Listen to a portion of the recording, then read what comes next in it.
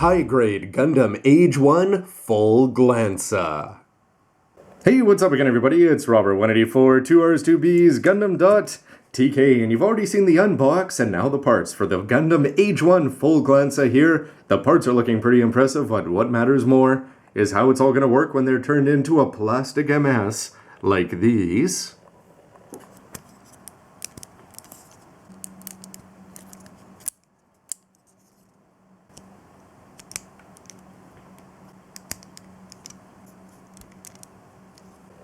And before he's all armed up, here is Flit's take on Amuro's take on the Alex here. With the armor looking pretty good here, the purple is definitely going to stand out next to the regular blue, even though from the front you're not going to see all that much exposed there, except for that spoiler on the back. But the leg armor is going to be looking good, the gray differentiation there in terms of the coloring, and the fact that the waist armor is going to be both square and have the gray in there, definitely looking cool so far. And for mobility, let's see what is going to be affected negatively there. Well, the legs will still kick forward, but you're only going to be able to bend them back. You'll get just over 90 there, so not too much. Slightly detrimental there for the leg armor. The ankles, though, are still going to be working very nicely. For the chest brock here, this part is not going to interfere in any way, although it is going to be feeling just a little bit loose, so you're probably not the kind of thing you want to put it on or off too often. And the shoulders there, you can still rotate it all the way around. And for up and down and forward and back mobility, this is not going to be causing any problems there. And the arms are still going to give you that nice 135. But now to go full Glansa here. But now that he's gone full Grandpa here, the shield rifles I think are going to look great, as they're going to be adding both some width and depth. In terms of 3 directions, they're off on the forearms, and they're going to extend well down below the hands and look like pretty intimidating weapons back there. But how about the Glastro launcher? First of all, when you're going to see it from the front, it is going to be ever so slightly disappointing here that you're not going to be seeing all that much, but you'll just see pokes of red there peeking out on either side, and the wings are going to be a help. So it's the kind of thing that if you're displaying it on your shelf, you'll probably want to swing it in such an angle that it's going to be showing off the backpack somewhat, because just to have that much color back there between the black seals, the white, the gray, the red, and the white, everything there in short order, I'd say these are some of the most impressive looking weapons, and the kind of thing that Impulse, or Blast Impulse, would definitely like to have, because maybe, just maybe, he'd get a high grade then. Also worth mentioning that for that, I didn't adjust the legs, they just sort of fell back in place, so if you're going to put them down in a natural position, it looks like they're not going to be touching the ground here, although they easily can. But the fact that he already had a loose waist there is a bit worrying when you're adding on this much weight. But then again, it's just going to seem to naturally fall into the right upright position. And if you don't mind the legs slanting at such an angle there, hopefully he's going to be okay and even better up in the air.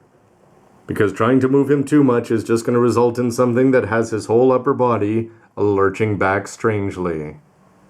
Height comparison now, well, next to the regular Age-1, he should be exactly the same height. Although, is this the regular Age-1? No prize, if you can see the difference there. But in terms of overall bulk, you can just see that the legs are going to be a lot bigger. The shoulders and the waist skirt's definitely going to stand out. But it's those shield rifles and those tiny wings on the back that are going to be adding to an already pretty cool looking MS. The Sparrow is going to be standing taller as he should, and this is going to clearly show off the difference between the blue and the purple here. It's once he goes next to the HG Age-1 Titus here that you get to see a similar size overall, though, in terms of bulk and power. But bringing things back to the 3rd generation now, it's his runaway son Asuno and the Dark Hound here, Captain Ash. And in terms of bulk and coolness, which one do you give the edge to? And finally, next to the climax hero, Kyo Asuno, his grandson, you can see that the Age-1 is definitely going to be looking dated in terms of both design and just every other aspect. When you compare it to the Flash that we're getting here 3 generations in, you've always got to wonder why Flit didn't upgrade. Is this really good enough 50 years on? For ground poses though, there's a lot of oomph that can surprisingly be packed in there, although I'm really worried about this polycap. I just had the legs just fall off as I lifted him straight up here. But the fact that you can take the launchers on the back and sort of angle them off to the side, and the shield rifles are going to be looking good, and again your eye is going to be grabbed by the purple and the red. Overall, this is a pretty cool combination just to kick things off.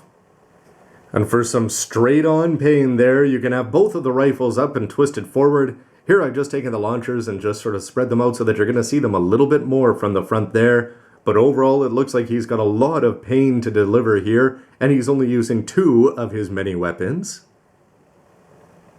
If you want to show off the missile launchers there, getting them up in the air is going to be helping, although it's going to be a question of how much, as pretty much this whole pose is designed so that you'll try to focus your attention down on his right knee there. The fact that it's gray is actually going to be helping, but on the inside there's not going to be any color or anything to differentiate it. And if you take a closer look here, I've got one shoulder open and one shoulder closed. The big visual cue is just going to be the fact that you've got this white separation there. And depending on the way the light is going to reflect, the fact that this one's closed and this one's open is going to show off, although it's the kind of thing we're adding some color underneath there. Perhaps something as simple as a black Gundam marker could help you at least catch the eye this way. And don't forget that even though it looks like all the focus is going to be on long-range firepower here, that you are still going to have the 2 beam sabers there, which you can fit into the hand if you want to actually go and take out the hilts down there from the waist section, but more impressively, when they're in the beam or the shield rifles there, they are looking like a lot of fun. But if you want to break out the big guns here, or at least the big gun, at least in form of the right side here, the Glastro launcher is going to do a remarkably good job of just twisting out underneath, and with no fuss, no muss, you can just get the hand there, holding it in the handle, and it's the kind of thing that you can recreate some very cool strike-like poses, except for the fact that he's just going to have a huge underhanded gun there. And with the legs repositioned there, if you want to go for a wide beam spread, he can definitely do that, as again, just the fact that they're going to be looking good on their pivot mechanism back there, and more importantly, anytime you get to see them from the side, all those colors, the handles are going to look good in hand, and no problems with the wrists or anything falling out. It definitely looks like this guy's going to pack a punch across the battlefield. And if you want to bring them both in a little bit tighter, you can do that as well, opening up the missile hatches down on the knees. And then in this case, you don't want a wide swath of people getting cut down, but just 1 or 2 getting in the way and trying to hurt his son or grandson, not the old man you want to meet. But finally here, if you want to take the hands off of the launchers there, they're still not going to have any problems staying in place as they're incredibly well weighted there and provide a nice counterbalance. But with the beam rifles and the launchers and the missile launcher, everything coming forward, again, a lawn you do not want to step on. And with a nice family photo to wrap things up here, what do you think of this MS here in terms of the Age-1 Full Glansa? I've got to say that I'm pretty impressed with most of the play options. Definitely going to be some problems which I'll talk about in my verdict, but overall in terms of the visual impact, having these 3 side by side, if it was just the old regular Age-1, no matter who the pilot is, it just seems to look a little bit small, skinny, and out of place, and that's been remedied with the last we know of so far, high grade. Can't wait to find out if there's going to be more. Anyway, stick around for lots more speculation and all the good and bad parts, and of course, let me know what you think with a comment down below. Thanks for watching, everybody. See ya.